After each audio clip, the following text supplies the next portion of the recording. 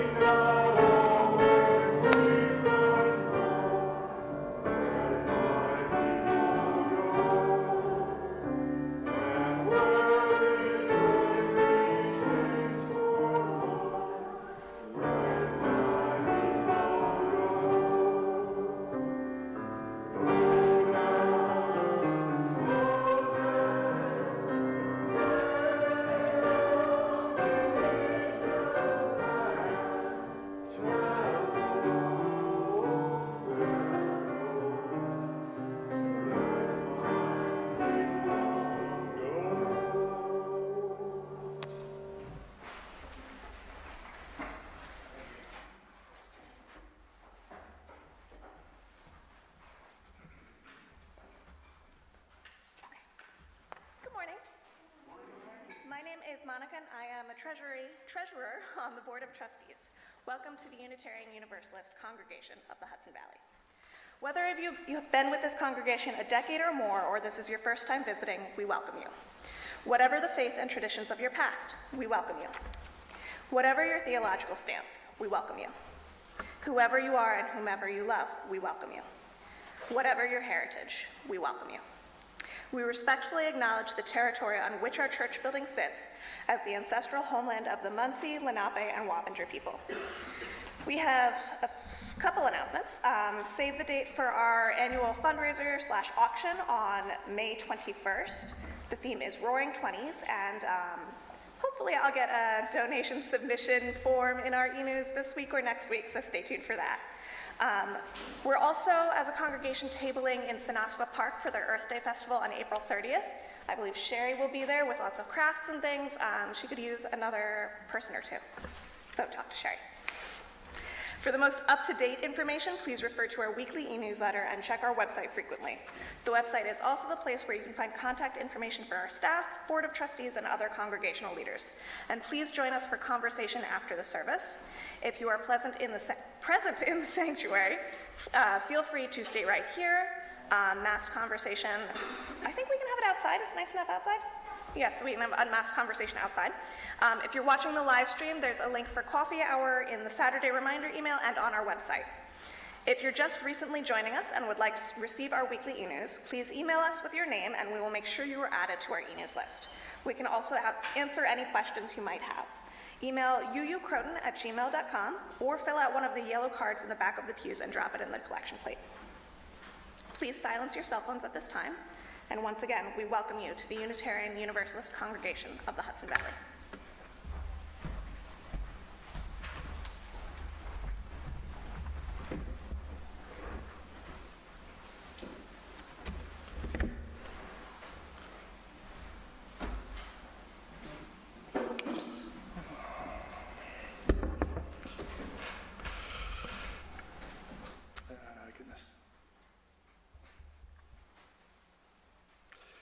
Here we gather this morning to reconnect ourselves with each other, with the mysterious process of life, with the interdependent web of all existence. Here we gather this morning for nourishment of mind and spirit to get us through another week which may be filled with pain or pressure or self-doubt. May we all find what we need here this morning among each other, and may we share what we do find with one another.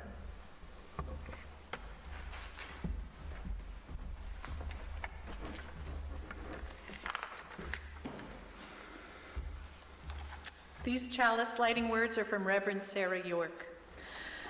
Give us the child who lives within. Give us a child's eyes that we may receive the beauty and freshness of this day like a sunrise.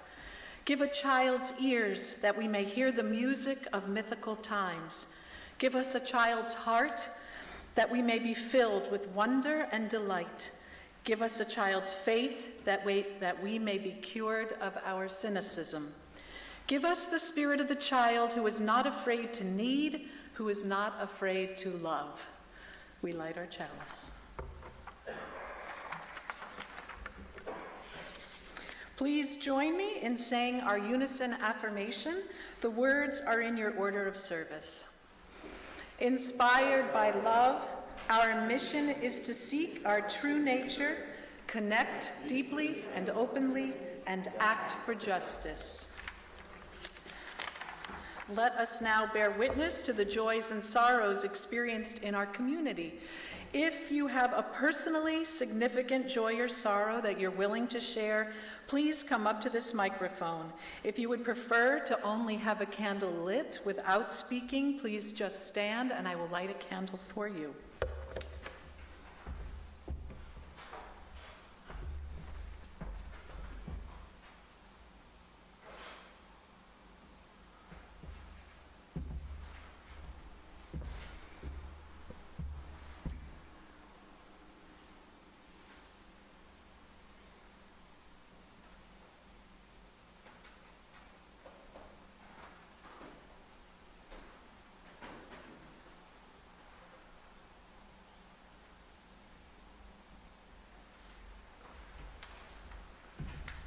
Since everyone's so shy today,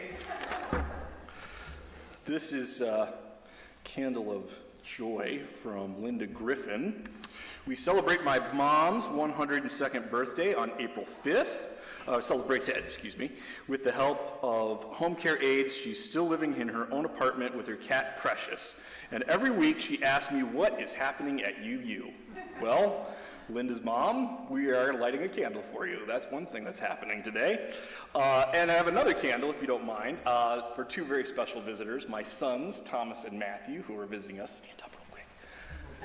Nah, they're too shy. But Thomas and Matthew are here today, and they'll be here next Sunday for Easter too.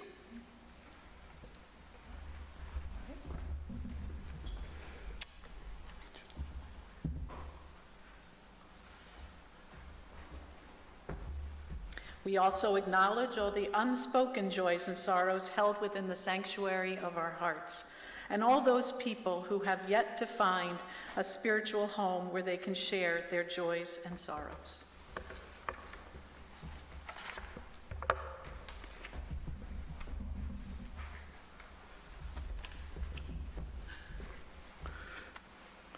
At this time, I invite you to join in the spirit of meditation. You may wish to do so by sitting up a bit straighter, perhaps, in your pew or either at home, placing your feet flat on the floor to ground you to the earth. Close your eyes if you wish, or leave them just partially open. And take in a nice deep breath and gently release it, releasing all of the stress of the week. This is from one of my favorite Christian writers, Richard Rohr. The Hebrew people entered the desert feeling themselves as a united and strong people. And you'd think that perhaps they would have experienced greater strength as they continued, but not so. They experienced fragmentation and weariness. They experienced divisions among their people. They were not the people they thought they were. The Jewish Exodus is a rather perfect metaphor for spirituality. When all of our idols are taken away, all our securities and defense mechanisms, we find out who we really are.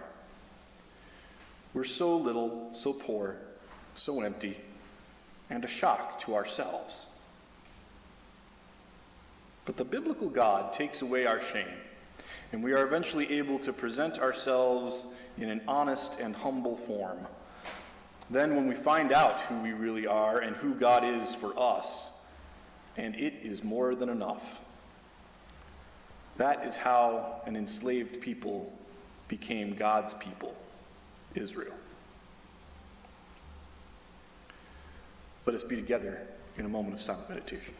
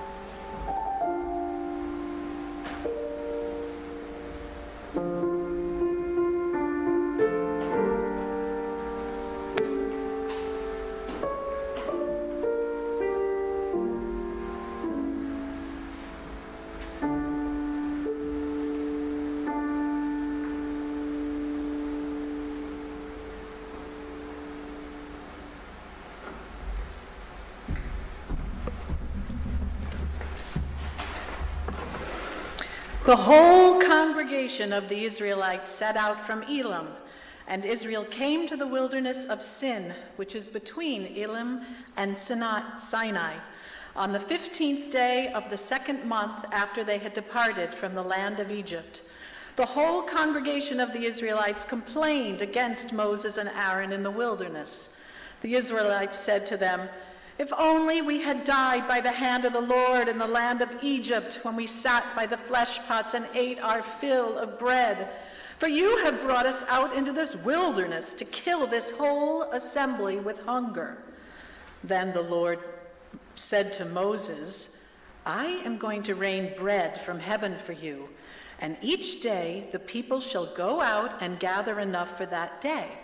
In that way I will test them, whether they will follow my instruction or not. On the 6th day, when they prepare what they bring in, it will be twice as much as they gather on other days." So Moses and Aaron said to all the Israelites, "In the evening you shall know that it was the Lord who brought you out of the land of Egypt. And in the morning you shall see the glory of the Lord, because he has heard your complaining against the Lord. For what are we that you complain against us?" And Moses said, "When the Lord gives you meat to eat in the evening and your fill of bread in the morning, because the Lord has heard the complaining that you utter against him, what are we? Your complaining is not against us, but against the Lord." Then Moses said to Aaron, "Say to the whole congregation of the Israelites, 'Draw near to the Lord, for he has heard your complaining.'" And as Aaron spoke to the whole congregation of the Israelites, they looked toward the wilderness, and the glory of the Lord appeared in the cloud.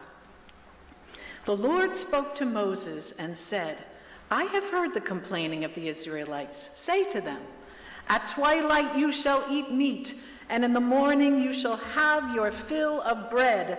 Then you shall know that I am the Lord your God.'" In the evening, quails came up and covered the camp, and in the morning there was a layer of dew around the camp. When the layer of dew lifted, there on the surface of the wilderness was a fine, flaky substance, as fine as frost on the ground. When the Israelites saw it, they said to one another, "What is it?" For they did not know what it was. Moses said to them, "It is the bread that the Lord has given you to eat. This is what the Lord has commanded. Gather as much of it as each of you needs, an omer to a person according to the number of persons, all providing for those in their own tents." The Israelites did so, some gathering more, some less. But when they measured it with an omer, those who gathered much had nothing over, and those who gathered little had no shortage.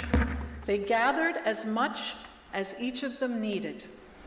And Moses said to them, "Let no one leave any of it over until morning." But they did not listen to Moses. Some left part of it until morning, and it bred worms and became foul. And Moses was angry with them. Morning by morning they gathered it, as much as each needed, but when the sun grew hot, it melted. Please join us for hymn number 1045. There is a balm in Gilead. It's in the teal hymnal. Please stand as you are willing and able.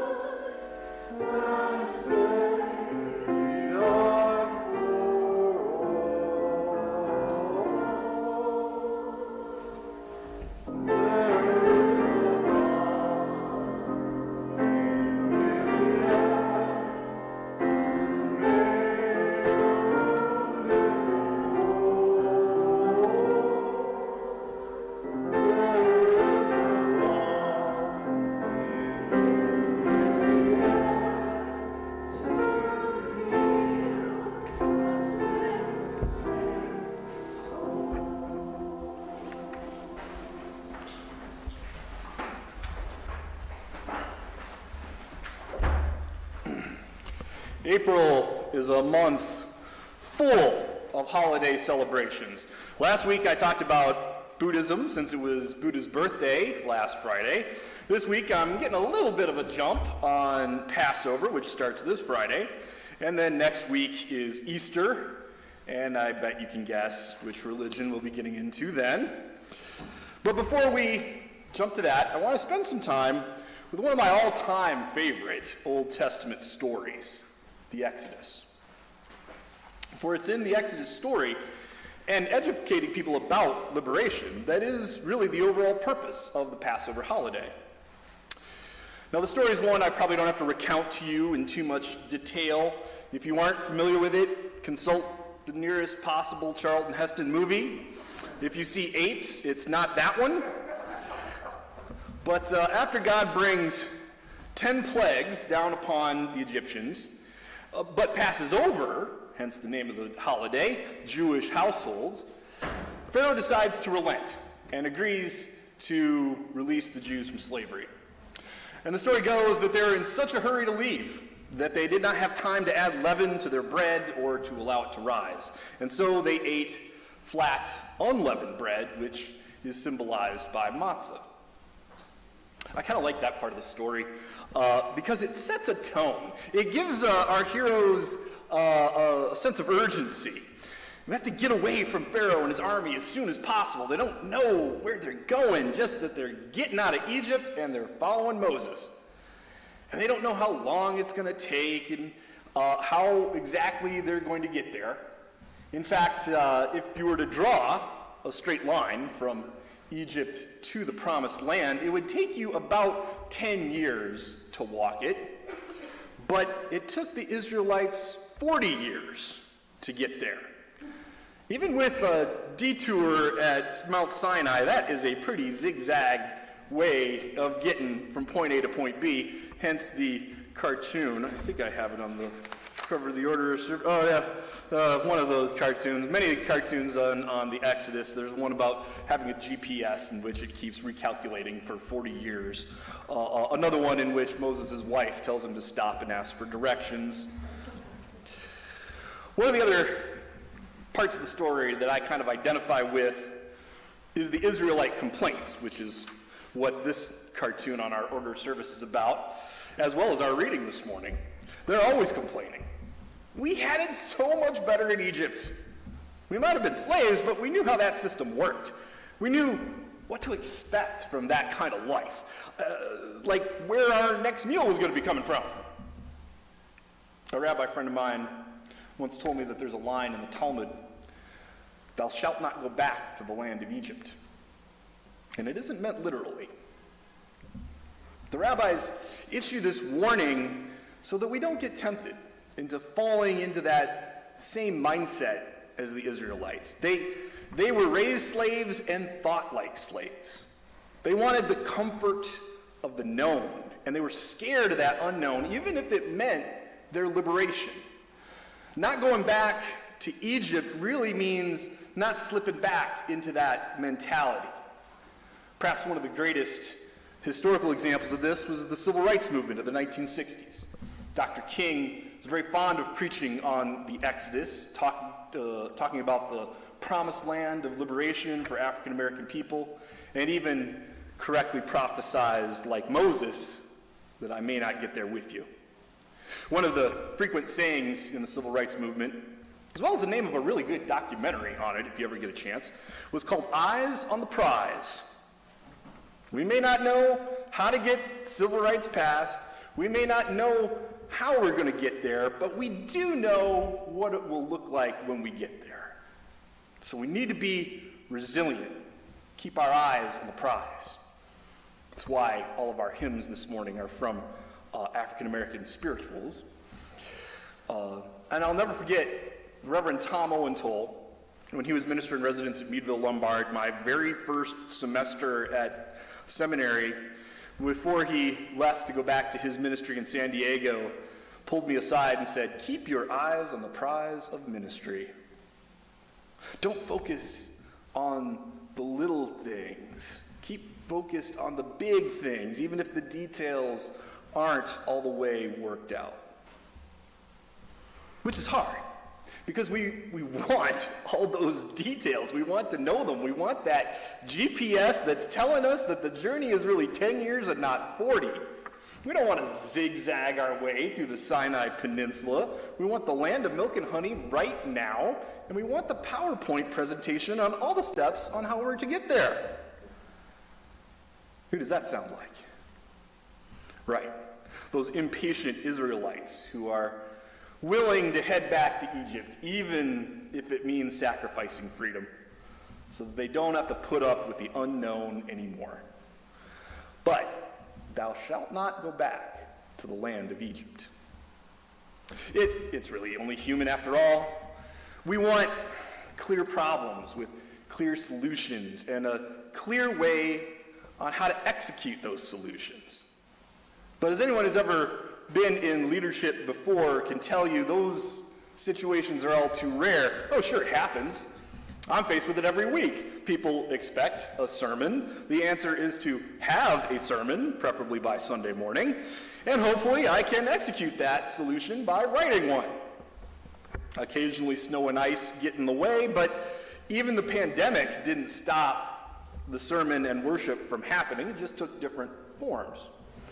Problems like this are called technical problems. It's obvious what the problem is. It's obvious what the answer is. We just have to go do it.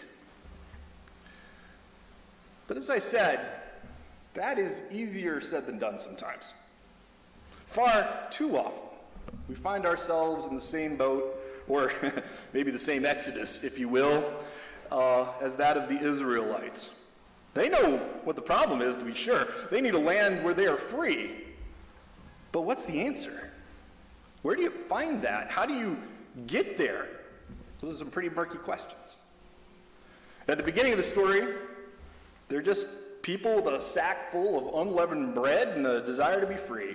The hows and the wherefores are yet to be worked out. That's what we have Moses for, right? Well, problems like that, like the one I just described, those are called adaptive problems. Maybe the best book I ever read in seminary was called Leadership Without Easy Answers by Ronald Heifetz. And Ronald Heifetz lays out this interesting distinction between technical and adaptive problems.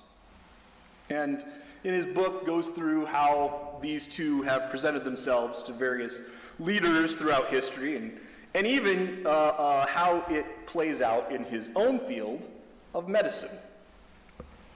Take, for example, diabetes, he writes. Diabetes is, at present at least, not a disease with a cure. So often people look to their doctors to give them that technical fix, that medicine to make things better or to take the pain away. However, he points out that isn't the right approach to diabetes. Yes, there's medicine you can take to lessen the disease, but ultimately it comes down to making lifestyle choices. You have to exercise more, cut out sugar and carbs, monitor your blood sugar levels.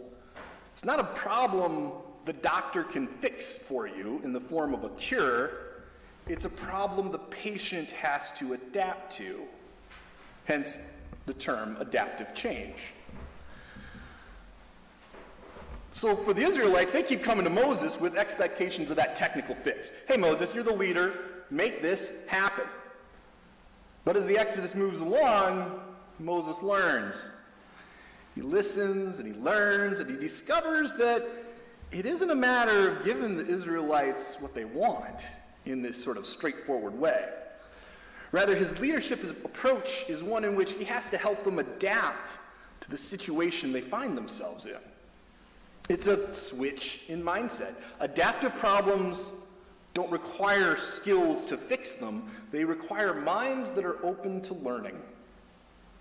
Adaptive problems are not because the leaders lack a specific skill set per se, but because the people being led are unable or unwilling to engage in that learning or adaptation. So, what is it that we need to learn? And is there a course on it at the local community college? Well, it isn't learning in that technical sense. That if you read one more book or take one more class, then the answers of all of life will be revealed to you. And while I can't speak to every situation, of course, I found that the learning that's required for adaptive change is usually learning about ourselves. They're answers to questions like, who am I? What's my purpose?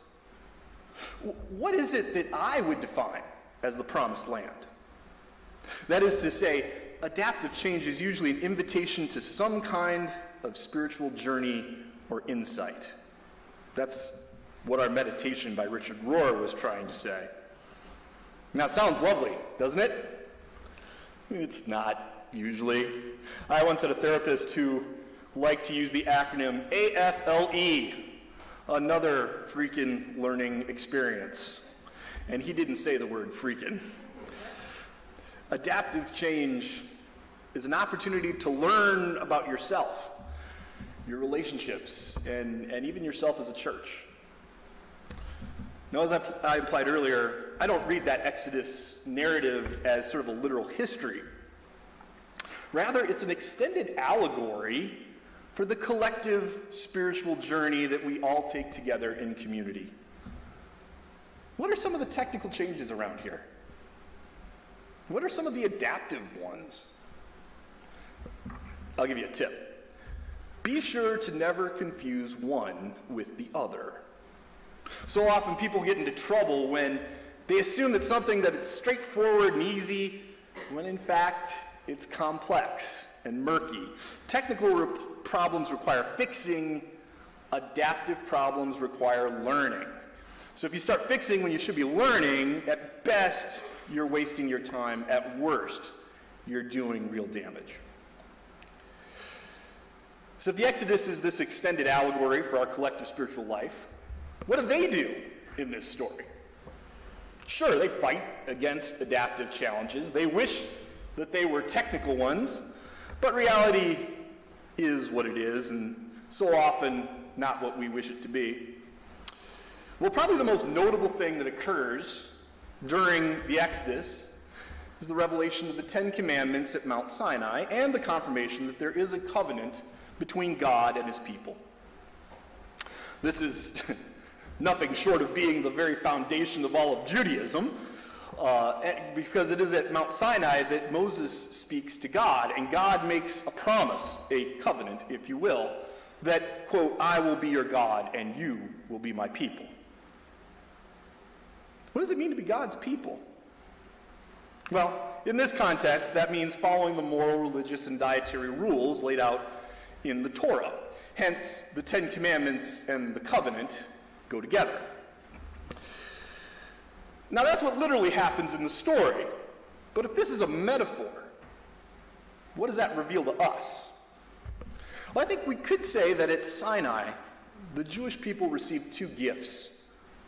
They learn who they are, and they learn their purpose. They get an identity, and they get a vision. Now, as Universalists, it's kind of hard for us to go along with the idea of one group or another being the quote-unquote chosen people of God. But if we have a clear sense of who we are and a clear vision of how to make a tangible difference in the world, then I think you can rightfully call yourself among God's chosen people.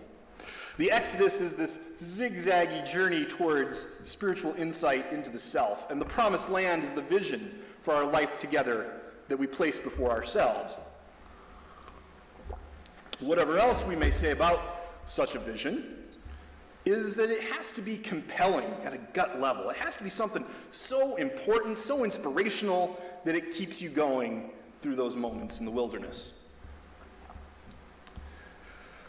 For me, I trace the beginning of my spiritual journey back to my high school days, when I was the age of my boys are now. I grew up in a place where there was almost no exposure to Eastern religions except what little one could get from Shaw Brothers kung fu movies on Saturday afternoons, which is why The Karate Kid was such a revelation to me. If you're a fan of kung fu movies, you'll note that The Karate Kid follows all the tropes of the genre. There's a master, a student who is bested, he learns spiritual and physical secrets, and ultimately prevails using those gifts. I remember watching that scene in The Karate Kid Part 2 where Daniel does this sort of hand thing and breaks all these blocks of ice. And before he does that, he does this sort of kind of mindfulness, basically it's mindfulness meditation, but he does this sort of funny hand thing. And when I saw that, I was just so moved by it. I started doing this in front of my locker every day before class started in high school. Maybe one of the least weird things I did in high school. But it sent me down a path of learning who I was and eventually what my purpose would be. Mr. Miyagi didn't know about points in a karate tournament. His martial arts were about real life, not a game. Famously, he teaches Daniel karate by having him wax cars and paint the house. And when Daniel sort of gets upset and asks why is he doing all these chores, he soon learns that they're actual karate lessons that his muscles remember. The lesson was hidden until it had to be used. In other words, real life is the spiritual test. Balance isn't just for karate, he teaches. It's for your whole life. The same for church. Sure, there's webinars at the UUA and at the region that can help teach us skills to help solve technical problems. Those are right and good and useful. But the answers to adaptive questions, like who are we? What is our purpose? Those are more subtle. They reveal themselves, Miyagi-like, in real life. They emerge from life in community, committed to being together through the highs of Sinai and the lows of the wilderness. You learn by reflecting on your life together and by asking again and again the right questions. Now, if that sounds daunting, don't worry. It probably seemed pretty daunting to the Israelites, too, at the beginning. But just look at how many spiritual challenges you have collectively overcome. Healing the conflict from the previous minister, adjusting worship and church life to the pandemic, changing course with Project Hudson Valley, and crafting a vision for part-time ministry moving forward. These are not easy challenges, but there are ones that were addressed in a straightforward way, even when the answers were not self-evident immediately. And if you ask me, those are big accomplishments and things you should be proud of. Obviously, not all of them probably felt like accomplishments in the conventional sense.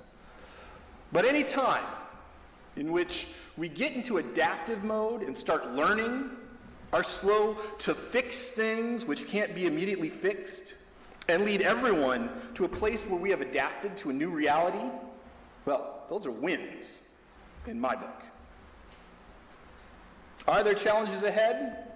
Well, as we say in the Midwest, you betcha. There's no roadmap or GPS for what lies ahead for you any more than there was for the Israelites, but you'll learn skills, find gifts that emerge, and craft some tools to help with that adaptation. Just keep asking those two key spiritual questions. Koans, really.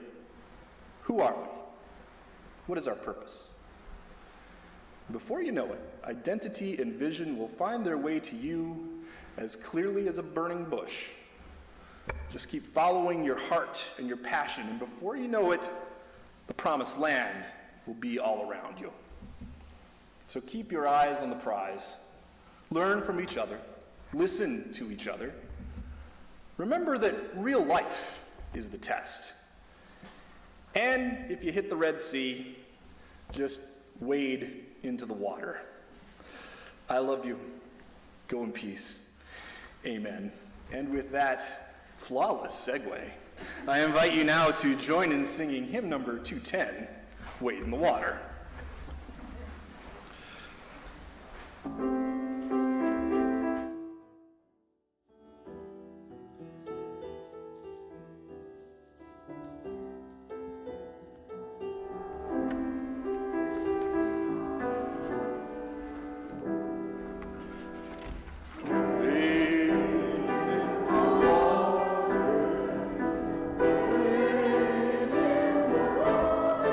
Children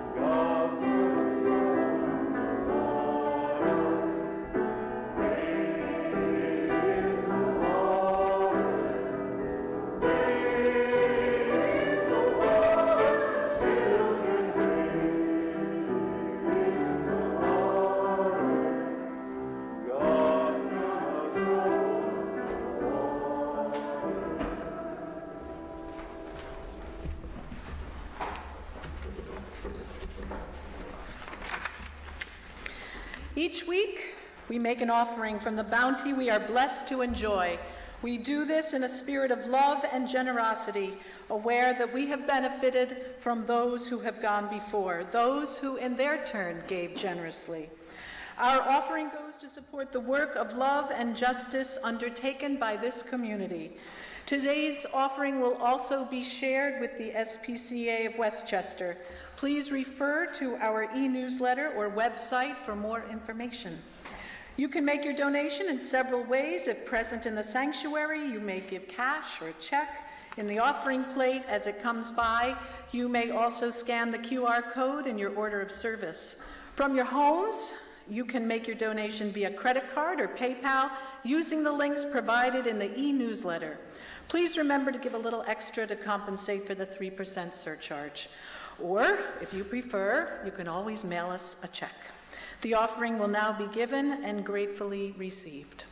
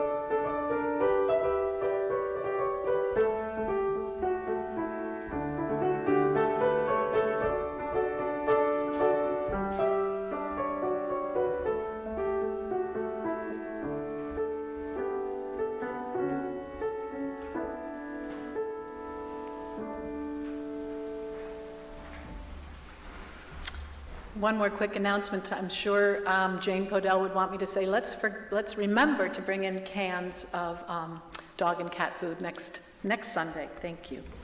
Please join me in the dedication of the offering. The words are in your order of service.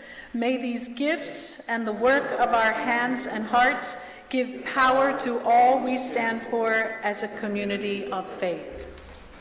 Please join me in the chalice extinguishing words. The words are found in your order of service.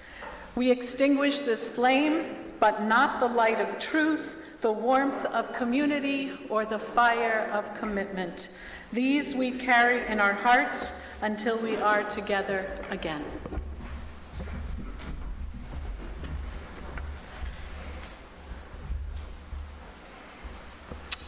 I mentioned Tom Owen Toll in the sermon. Our benediction comes from his wife and co-minister, Carolyn Owen Toll. We have inherited sustaining history from those who have come before us. As the generations follow one another, so too does wisdom and belief in the future. Let us venture forth, blending past and present in the ongoing quest for a better world.